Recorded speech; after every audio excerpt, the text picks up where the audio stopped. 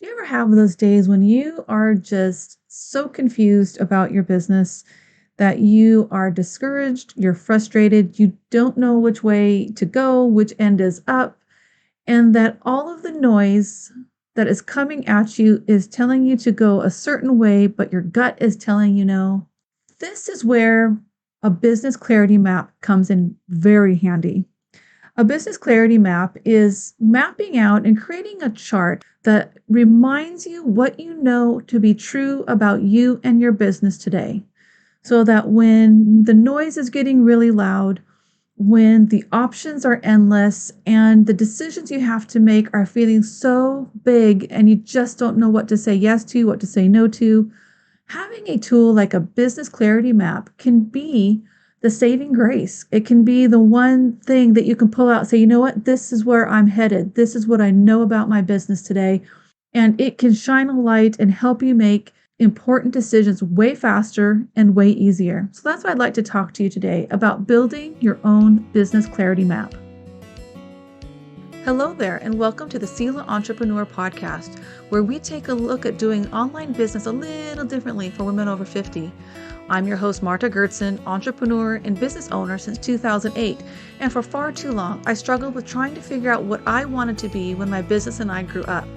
I was tired of buying all the courses and downloading all the freebies, all in the hope that the answer I was longing for would suddenly appear. Turns out, clarity doesn't come in an instant.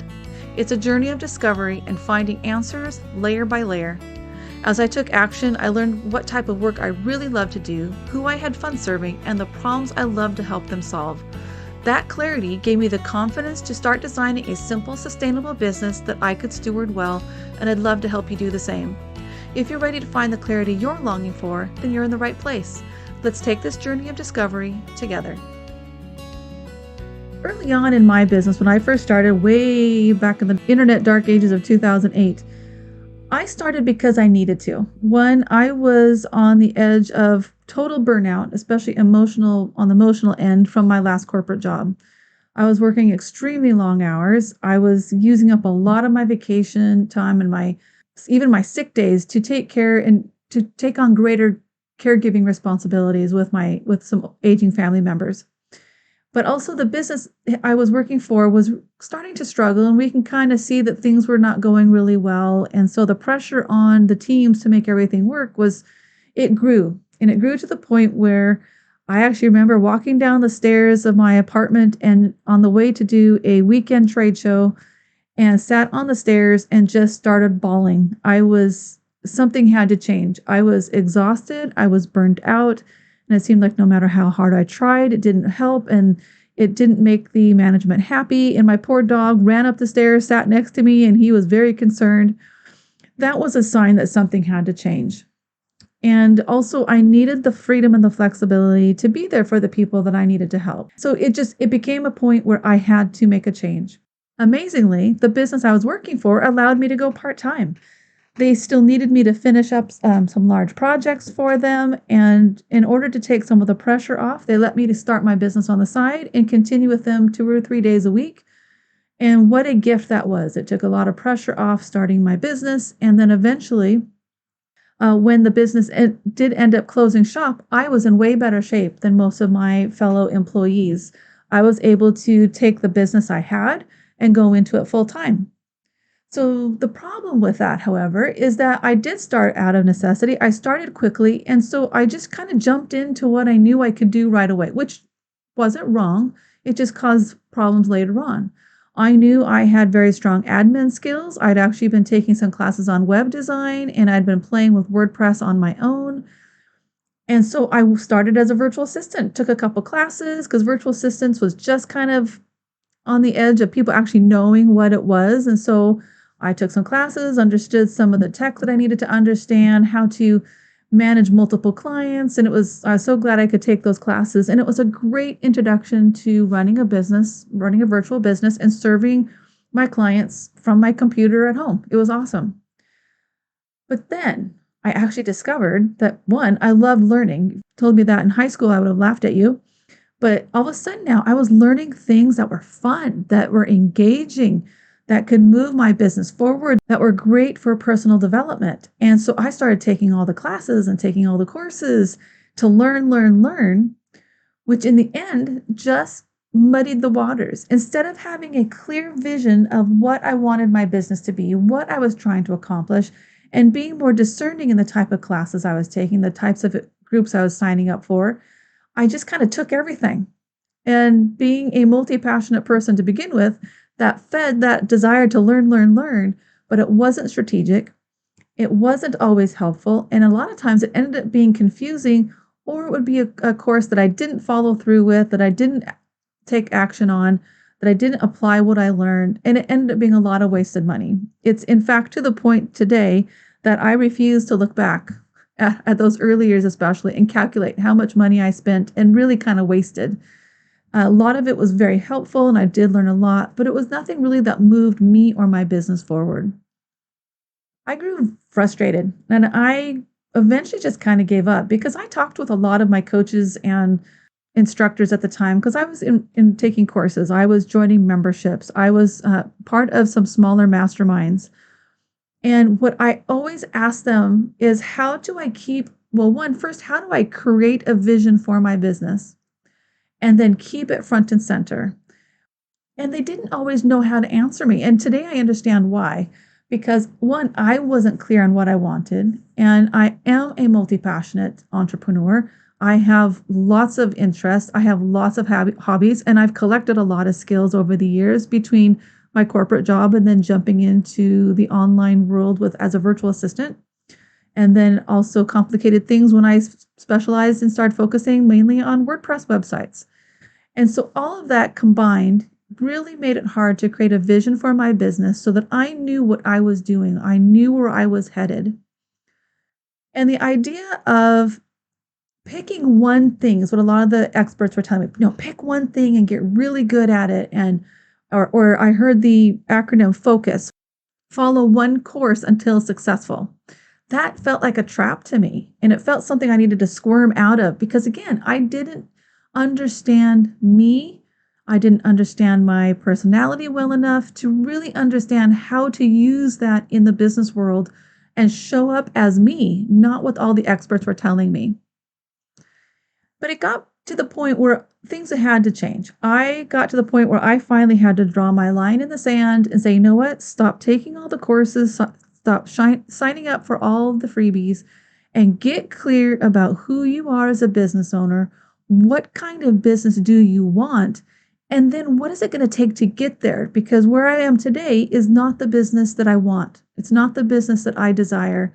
And it's, again, getting to the point where it's stressing and draining as my season of life changes. But I tried so many ways, so many times, and I felt frustrated. I didn't know what to do, even with that line drawn in the sand. Then a couple things happened. One, I realized I had outgrown my business, that my skills and my talents and my experiences and just the length of time I'd been in business, I had grown, but my business had not. And so that also had me take a look again at what I was doing and realized that I needed to stop just trying to answer questions. I needed to ask better questions. I wasn't asking the deep questions. I wasn't asking the questions that were helpful. I was just answering the ones that came in the freebie or the course. But they weren't the questions that I needed to ask in order to really get to the core of who I was.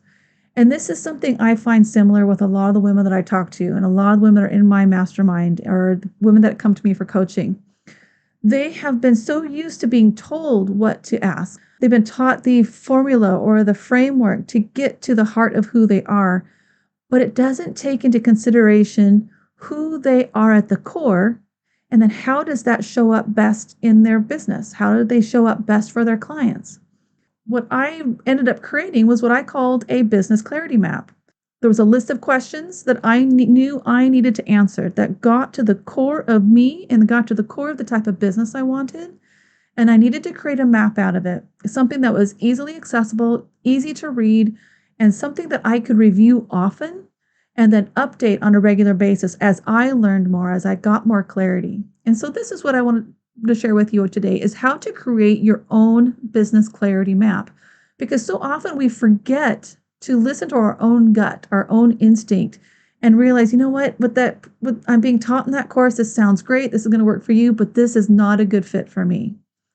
So the benefit of having a business clarity map, something that you can refer to and look back at and kind of pull out to be your grounding moment when all the excitement and all the sales, the great sales offers on those courses and groups come out, and you're trying to make a decision, pulling out your business clarity map becomes a filter, because these are the things that you know. These are the things that you know about you and your business right now, and it does make making decisions easier. So what do you want to include in a business clarity map? Well, I think there are 6 core things that you need to have on here, but then we also need to leave space for a few things that you personally need to know. So let's start with the core items. 1, I want you to know your core values, and especially your primary 5 core values. For me, just to give you an example, my list is gratitude, creativity, empathy, stewardship, and freedom. And I will tell you that this list has changed over time. I initially thought I had my core values back 5-6 years ago, and they were very appropriate right then. And then I took this again about 2.5 years ago, and my list changed. And I realized they didn't change dramatically, but there were some subtle shifts that showed me that I had changed again, that I had grown, and again, my business had not caught up. So knowing your core values, sometimes these are going to be separate from your personal values, but a lot of times they're not, because as women who work from home that run our businesses online, the type of business that we want to run is often going to replicate and be a mirror of how we want our life to be. So sometimes you're going to have the exact same list. My list is exactly the same for my personal life as it is for my business life. But sometimes you are going to have maybe 1 or 2 words that are a little bit different, or a little couple values that are slightly different on how you want to operate your business versus how you want to run what you want represented in your life. And that's perfectly fine. But knowing what your business core values are, how you want to treat people, how you want to operate, type of business you want to have, how you want your business to operate, how you want to feel in your business, this is very important. And this can be an important filter as you're making decisions. Another core aspect of your clarity map, you need to understand your business type. What's the best business type for you? Now, there's going to be a lot of information out there, and there's a lot of it's very good, a lot of it's very confusing.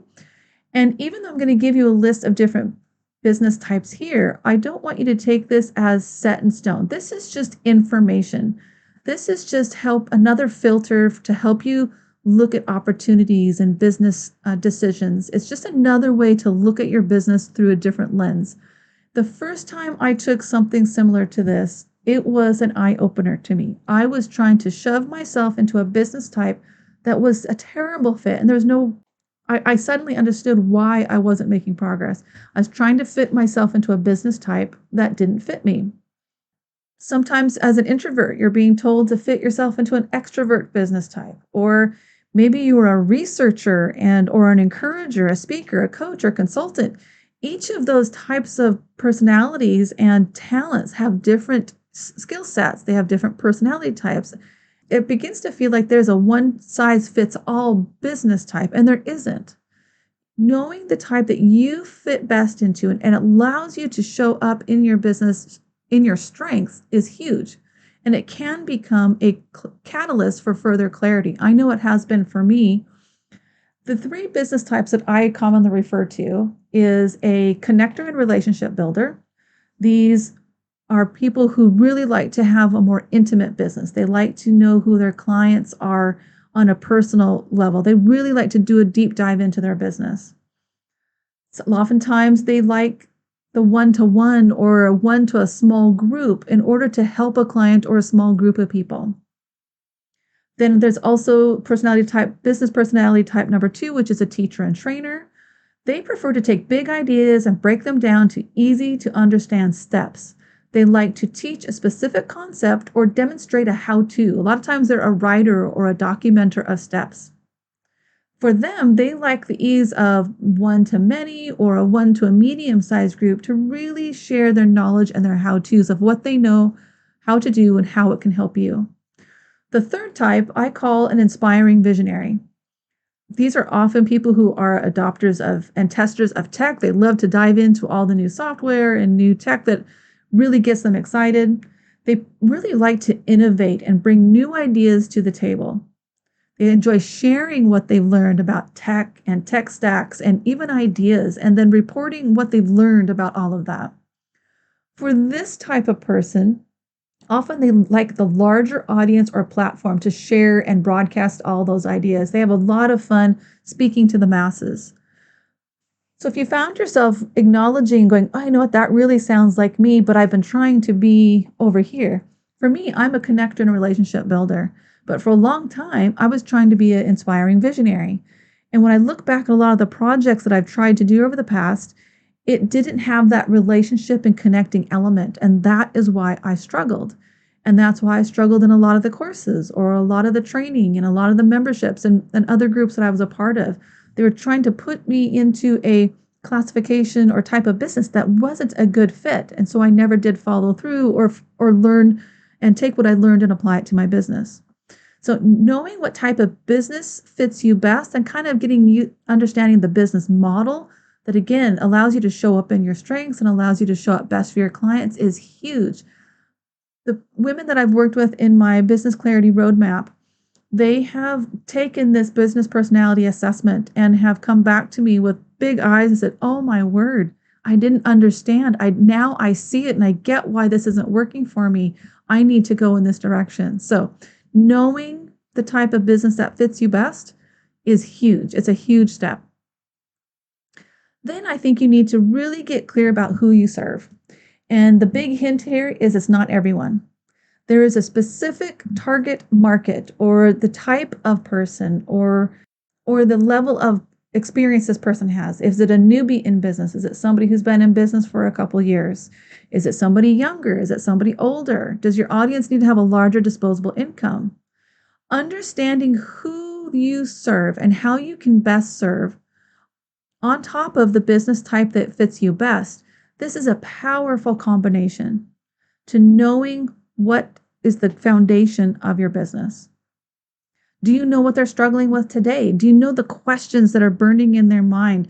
Do you know what they're going to face tomorrow? Do you know how they make decisions when they face these struggles? Do you know what keeps that repeating in their heads that keeps them up at night?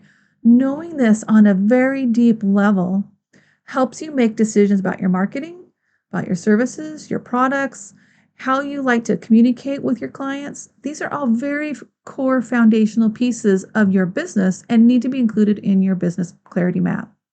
And then there's this whole section I want you to focus on the problem you solve. Knowing the problem that you solve, what do you help people with?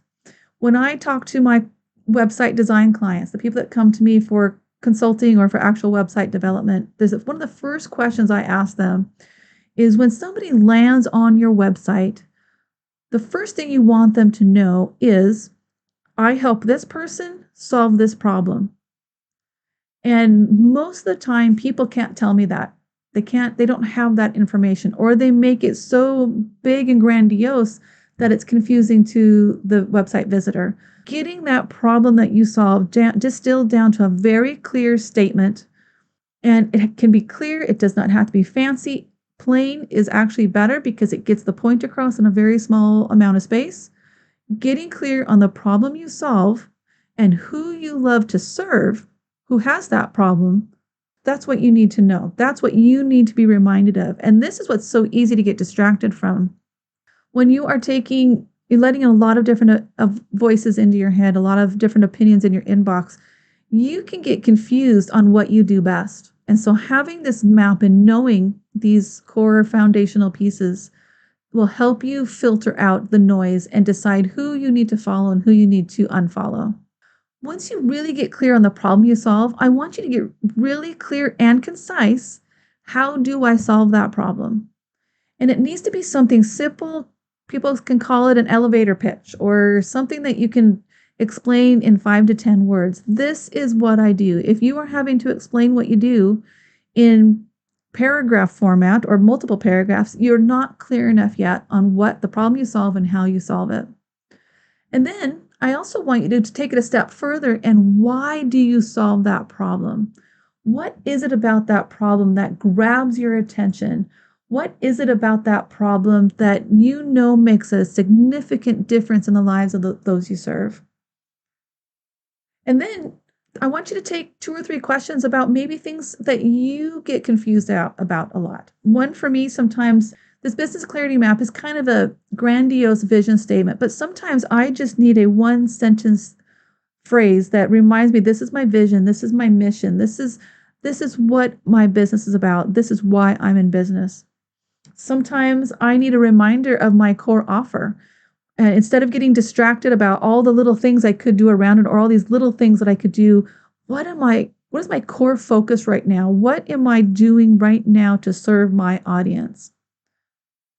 It could also be that you need or would prefer to have inspiring quotes, or there's some really great prayers that can be included, or a Bible verse, scripture, something that reminds you to stay on task and to stay focused.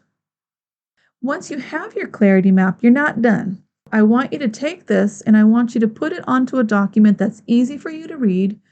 You could do something in Canva where it's actually really pretty and inviting to read. It could be a simple Word doc that you print out and put into your planner, or put it on your wall in your office, something where you can see it on a regular basis and be reminded, because there are the days that are hard. There are the days where those courses or those masterminds or those memberships that you've had your eye on for a long time and you're wondering, is this the right fit for me? You pull out your business clarity map and you run that decision through your map. Is it fitting my core values? Is it fitting the people that I love to serve? Will it help me serve them better? Is it fitting for my business type? Is it fitting for the type of problem I solve, how I solve it, and why I want to solve it? Your map now has become a filter in your decision making. It does make things a lot easier. Quick recap here. Your business clarity map needs to include these core items, these foundational items. Your list of 5 core values. Your best fit business type. What is your business personality? And what allows you to show up best for your clients? Whom do you serve? What is the primary problem you solve? How do you solve it? And why do you solve it? And again, I want you to keep it visible. I want you to keep it where you can see it often. And I want you to pull it out and review it on a regular basis. And definitely needs to be reviewed at least quarterly in your quarterly business review. But it also needs to be updated anytime you have an aha, because once you have this in your printed out and you have it ready or available for easy viewing, there are things that you're going to learn along the way. As you listen to a podcast, as you do take a course, as you just get insight from the work that you're doing working with a client, then your map needs to be updated. As you get clearer, more concise, your map is going to get easier to read. It's going to become even a more impactful decision filter. And it's going to be a reminder that you actually do know what your business is about, what you are about as a business leader. And it's going to give you the clarity on the days that the clarity feels a little cloudy. Clarity is not an instant thing. It's not a one and done thing. It is a journey. And so we need a tool that reminds us of what we know today to be true.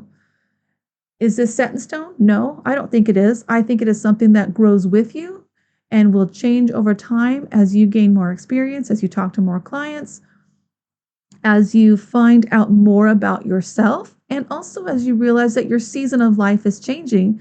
Your business clarity map is going to change. Do you have a business clarity map? Do you have a list somewhere of things that you know to be true about your business? If not, I would encourage you to take these 6 areas and start your own business clarity map today.